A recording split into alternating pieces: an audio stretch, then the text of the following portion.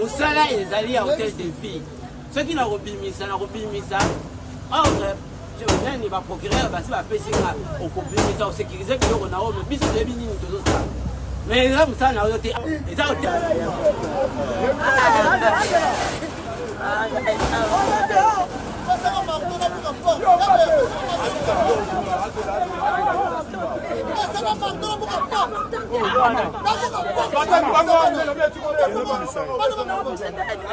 De ville. Parce qu'il va signaler que oui. Vous avez un document en Gaï, vous avez un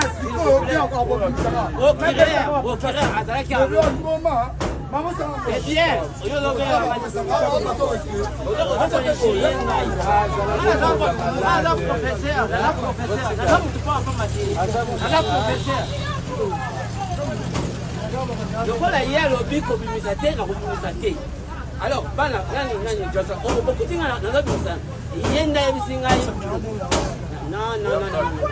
s'il vous plaît, s'il vous plaît.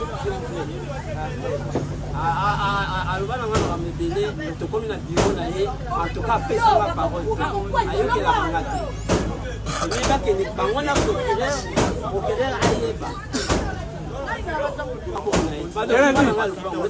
Kennedy, arrêtez. La vérité, c'est que le document n'est pas là. Est-ce que on a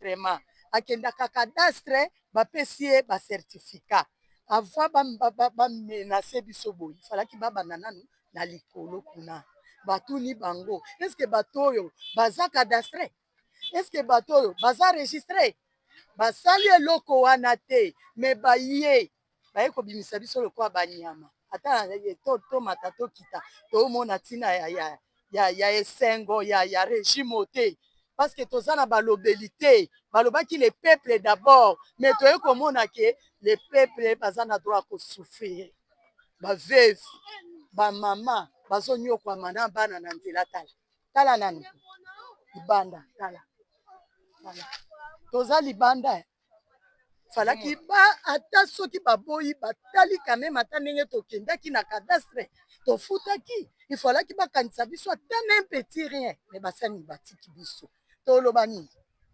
tokosepela na nini soki tolobi bokotindela biso bato baboma biso problème eza te nzambe akokata likambo atako balobi ebandaki depuis ntango ya Mobutu ata ebandaki ntango ya Lumumba falaki batia clôture mutu nyonso ayebi totalaka na terrain ya aéroport bakomi pancarte RVA terrain RVA otali bwe bakomi pancarte mutu atonga te mais awa ezalaki vide bazotekela bato topesa nani fote toyebi ke bato akoloba français makasi bazali bato bahistorien bazali mais boyeba ntango ozonyokola être humain droit de l'homme bolobi ke babeta mutu masasi te oyo eza torture morale bobomi mutu aza na AV bobakisi ese ekomi AVC bana wana babokola bango ndenge ti tozotala boye ata bozolekisa yango na bachaîne te eza pasi tosepela na nini na Congo oyo na pasi ya bo kala babomaki na TP bapesa bato baterrain na TP wana bapesa bato baterrain bakenda na terrain na cité de l'espoir bato batondi kutu mai na nani na ndanu bapesi bango bisika mais combien de fois bakokoya koenregistre biso te basali bacontrôle bapesi biso pe ata mwa esika tokofanda na bana. Ok, merci maman. Est-ce que Lilobe Ezali était que maman pour le gouvernement? Na gouvernement oyo aza premier ministre aza mama. Tant bazwaki décision yi aza mama.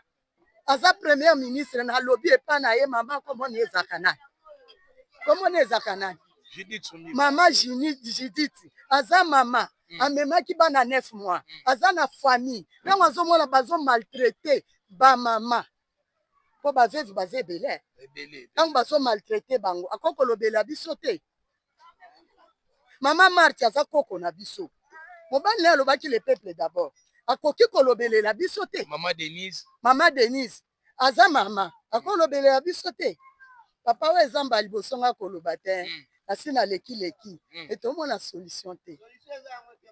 Tomona solution te. Merci papa. Merci. Toza na douleur. Solution ezali mama. Matanga na biso mutu akokabola ngo eza nzambe oyo tobondelaka so toyibaki mabele osanke tobimisa franc na biso baya koboma biso me soki mbongo na biso ya mutoki ekokanga. Boni santé.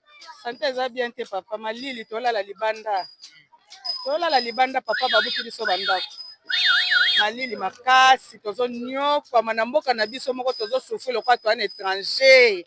Na mboka na biso moko papa. Papa toyaki kovanda bivandela te papa tokendaki na bureau du quartier totunaki batu ya quartier tokoki kosomba bandimaki toza na ba livret parcellaire tovandi na mabela on a tra ofele te batekelaki biso papa na ngai ezolekela biso biso toyaki tokuti kolo lupango tolobi jamais faut tokoma na bureau du quartier nde toke na bureau du quartier balobi ke eza na problème moko te topesi mikanda toza na ba livret parcellaire papa totikala kaka boye vraiment libanda ta bino moko eza na sens. Eza na sens bazomusala baninga pa ata mbongo atoko pe mbongo ebele te mais ne fiske mbongo aga nde ezalaka nango ya par hasard banini lelo tour na bino lobi tour ya baninga bongo mai pe kaka ndenge moko aire moko ekei aire moko eye donc tozomema vie moko na bato kutu baza na bango na baintérieur baleka bien biso mpema na capitale mais tozosouffrir tozonyokwama biso ntango toyaki kosomba tokomaki na bureau du quartier ntango bureau du quartier amonaki ke eza mabele ya leta il fallait boya biso tonge tokesomba kote mosusu ye azwaki mbongo na biso apesi biso livret parcellaire yango totikali na balivret parcellaire ezanga mapango papa pasi ya boye mpo na nini livret parcellaire osimbi ma lopango eza te eza na sens. Président yoka mawa toza bato toza bandeko na toza bakongole kongole azoboma kongole papa yokele biso mawa nde bovota il faut c'est que Congolais ont le droit à réaction c'est ça. Papa, tout ça ba Congolais, tout ça étranger que yoka no lingala ya popo na oloba. Na bota na kisasa. Na koli na kisasa mbala liboso na mona makambo papa. Yokela biso mawa, lukela biso solution. Malili to anelanga bana ba kufa. Yokela biso mawa. Lukela biso solution. Yo pesa biso ba mbongo na sata ba garantie tokenda ta ko futela. Yo pesa biso ta mbongo muke ya garantie. Bato ebele boye vraiment papa.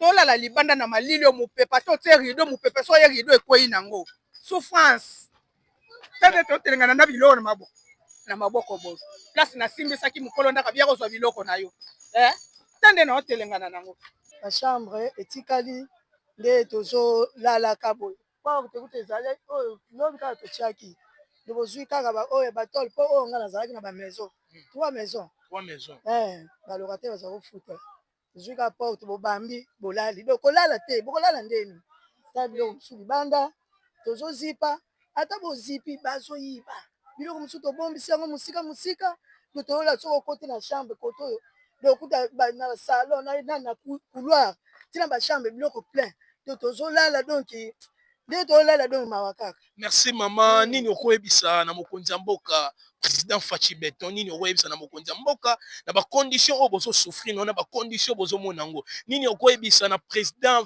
Fachi Beton na mama Denise Nyakero mama Boboto mama wa motema social nini okoyebisa na mama etake ye paza mama lokola bino pasho bino bomona mama Denise Nyakero pa koyoka pashwa. Merci azoyebisa ka mama Denise ozali mama oyebi pasi ya mama ndenge tozali awa bacondition oyo tozala yango mama tozokoka te yo ozali mama nde ozalaka pembe na papa biso ata tokoloba yo lokola oza pembe na mama mpo mama azalaka conseiller ya papa tozokoka te bacondition oyo babuki biso sikoyo tokomi na baproblème balocataire neti nga nazalaki na balocataire misato moko baza kofuta $50 sikoyo bambongo na bango ya garantie na ozongisa ndenge nini badérangement ebandi na kobanda ndenge nini donc moyen kobanda eza te papa Fachi papa yo mokonzi na biso papa tala biso likambo oyo bakote mosusu tobanda koyoka bamosusu bazopesaka bango Moi bambongo. Donc bino ba pesi bino l'eau. Ata 100 fois Ata 50 francs. Ata 50 fois ekatana. Tozwa eloko moko. So ba yeka ka ba buki mais. Ba yeka ka ba buki biso kutu koto lokwa ba bandela ki kuna. Koto biso tozalaki na mwa mayele. To mi bukelaki to longo ba tol bani mais ba o côté kuna na ngam place ba bandelaki. Mawana ba tol nyonso ko niata ko nika. Donc toyeba kité. De passe penza ezo sala biso mwa ete. Merci to sa pena maman na biso mama le kaka liboso ayaka liboso solo la to ebike mama pazolela tellement mama nini okoyebisa na président na biso na bakonzi ya mboka oyebisa na gouvernement na biso tomoni pasi kotambola na biso tomoni pasi même bana bazozanga esika olala pe eza na condition ni na mbula te nelanga. Merci pour la parole. Condition tolala ya pasi balobi eza mabele onatra nde ba yo ko récupérer place na ba on attend après ça ki biso yo fele to somba ti yango na ba mbongo to sa na ba livrer na biso to somba ti yango to za ki yo fele te to somba kana on atra ou comment to somba ka pa ba chef coutumier to somba yango yo ko somba to somba mabele oyo pa ba chef coutumier ba teke to somba ka lupango oyo ko somba biso to comme na ba problème na ba locataire to sa na mbongo ko songisa te. On a marre qu'on s'est bana to comme la bala to sifika ba rideau to lali donc to na ba condition moko pasi mama Denise Fati to votaki numéro 20 le 20 2020 to votaki yo papa to votaki yo papa o se la biso pasi aboye na bana surtout ngai bana 9 libanda na bana papa olobi nini mpo na biso ata 50 fois rouge te onata lobi oyo mabele na ye onata apesaki biso yo fele te papa Fati bazwi mesure ya 9 mètres balobi tozozwa mesure ya 9 mètres alors avant toya kobuka bino tokoya kopesa bino bon ngai aba proposa ngai $1500 tokoya kopesa bino mais toye komona sibitima babandi kobuka biso a partir ya sekuna babandi kobuka biso donc biso baye kosilisa awa c'était samedi le 12 apesi bino da pe bambongo ata eloko moko te ata 100 francs ezate ata 50 francs ezate alors nyonso tu ezali lokola ba promesse bakokisa ta eloko moko te yo nayebi te peuple oyo bango bazoloba peuple nde eza nde biso mais siko peuple wana bazosouffrir nde tozosouffrir boye siko peuple nini wana ye président soki azolanda biso azolanda nga papa atika slogan moko le peuple d'abord donc le peuple d'abord je ne sais pas peuple wana nayebi te ya mazamba ou bien peuple oyo bazali na raya biso mpe toza peuple wana alors au gouvernement bazwa soin na biso ya peuple toyebi te baza na misala biso toboyi na biso te tolingi mboka na biso ebonga mais oyo bakoki kosala biso eza mingi kolongwa ti maluku kolongwa wa ti Congo central bakoya tete bozwa 30 sur 30 na biso be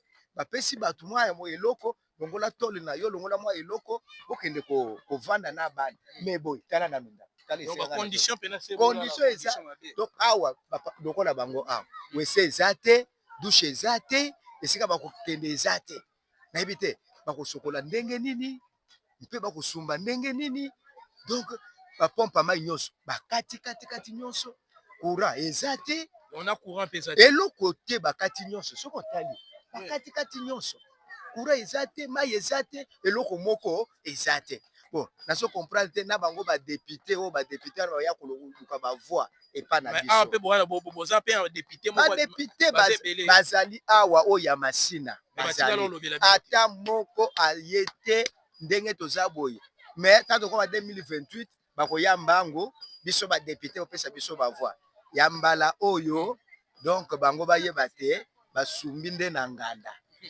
basumbi nde na nganda bango nyonso bakoya puisque toza awa tozoma ata député moko te ezala national ezala provincial ata moko aza koassiste peuple te alors toza na mawa alors nde tozosenga kaka na ye moko gouvernement atala makambo oyo tozosenga mpe onatra toboyi te bango mpe batala mpe mpona biso toza na mikanda métrokine déjà ya métrokine tolandaki ye alobi déjà gouvernement basi bankese 20 millions mpona kopesa biso ndambu mais mbongo wana ezali wapi tozo comprendre te alors batelela biso likambo toboyi te basi babuki biso baya kona kompenser biso ata na ndambu po tolonga na basituation oyo na bana ndenge tozosouffrir surtout cause elanga nano papa nayebi biso yo kutu ngai eza erime eza ezongi lobi kuna ezo do nazokoka te soki ezalaka boye te mbele oyo nyonso ekiti. Bon, sentiment na ngai ezali sentiment moko ya nazopartage malheur ya baninga oyo barazi bandako na bango tout ça bien sûr batongaki na banorme te oyo ezalaki terrain ya onatra tout ça elobamaki depuis kala. Donc nazopartage sentiment na bango ya mawa po de famille entière bazolala libanda na bana na basi. Heureusement kutu eza période ya saison sèche soki ezalaka na mbula me mobulu alors eloko na kosengaka na makonzi ya mboka notamment mokonzi na biso ya mboka Félix Antoine Tshisekedi atala likambo wana soki bakoki kodedommage bandeko wana po batombe victime na situation wana ekozala esengo mingi. Donc sentiment mosusu eza te, on est là, on attend ndenge bademoleli bandako wana mais alors basala baaction emonana rapidement soki metrokini soki nini po basusu bazoloba ra ekozala na katikati mopanzi kuna boulevard koto oyo boulevard toyebi te toyebi nano plan na bango te eloko nini bakosala mais souhait na biso ezali ke lokola bademoleli bandako wana rapidement basala eloko baliki basala soki metrokini soki nini voilà basala ngo rapide mpona bato oyo mpe bazolala bisika bien te pasi mpe toza na mbula te toza na periode elanga heureusement ke elanga soki mbula me mawa pesa te eloko te nde yango biso tosengi mwa bametre ata ndamu bazongisela biso po tosala ata mwa kikuku pardon nasengi pardon na mokonzi na biso pardon babuki biso tozolala libanda mama kutu akangama mama azali kokanga ase retrouva na hôpital nde todeplace aze pa grande sœur aotambola no ndeni aza na problème ya colonne sikona nde babuki boye toilette eza te lobi aye mpenza azodétruire dale avant babuka bayaki tosololaki na bango batali babien bamaison esungaka ye batali mpe ndenge tobongisi dale na toilette mpo na ye bakive wana bayebi oza biloko ya valeur tokoya mais avant toya tokobenga bino topesi bango banimero na biso bakenda bango baye tuna toza na rai bakulu na makambo komi ebele bavoleur armé baviole kosalema mpe mingi bapara todeplace awo nyonso omoni bandako todeplace bapara na biso po boye na miso ya parent okangama tokorate bango so otali kutu mama kuna azali aokokana ete alobi nga naza ya mokolo epa bokilo ekosimba te ta mosuku ose soulage na butu bakondi ya dîner grand fois na biso atongaki ndako ya chambre salon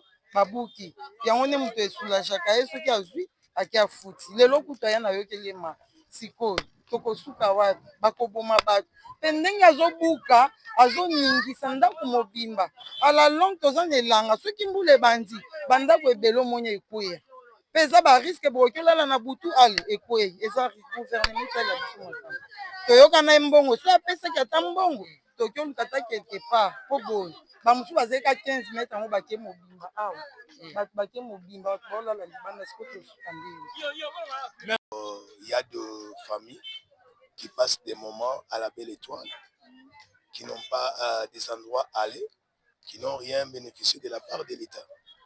L'État doit aussi contribuer, tout en travaillant pour le peuple, doit aider aussi les populations, le peuple qui n'ont pas de moyens, à avoir au moins un déplacement à l'amiable et puis avec un soutien pour permettre à ces familles qui sont un peu dépaysées pour le moment d'avoir un endroit s'abriter.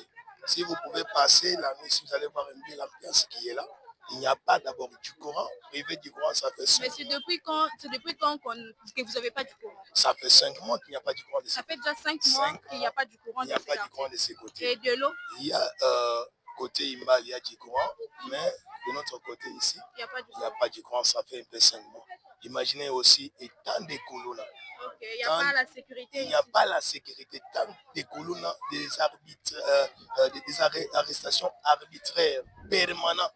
Si vous rentrez du boulot vers 19h, on vous arrête. Qui sont là. Il y a des Koulouna, il y a les policiers. On vous arrête. Il y a des Koulouna qui vous persécutent. Tout ce que vous pouvez avoir. Mais comment vous vivez comme il n'y a pas du courant, il n'y a pas de l'eau, et de l'eau, comment vous faites? Non, il y a de l'eau, mais il n'y a pas du courant. Et il n'y a pas aussi la sécurité. Il n'y a pas la sécurité. Il n'y a pas la sécurité. La population, on peut être abandonné à eux-mêmes parce que vous pouvez sortir pour rentrer, c'est compliqué. Même si vous revenez du travail, que vous ayez votre carte ou vous ne l'ayez pas, on vous arrête. Et si vous tombez dans le mail des Koulouna, ça y est, on vous pille, vous risquez d'être décapité, ainsi par là. Alors vous pouvez aussi passer voir par tous les moyens. Pour le moment, c'est la crise. Nous qui vendons, nous subissons, il y a la crise. Nos commerces ont été perturbés. Alors tout ça, comme on nous promet toujours que non, vous allez vivre un peu heureux prochainement quand il y aura le train comme on nous promet. Comme on nous a promis que non, on va mettre le train. Oui.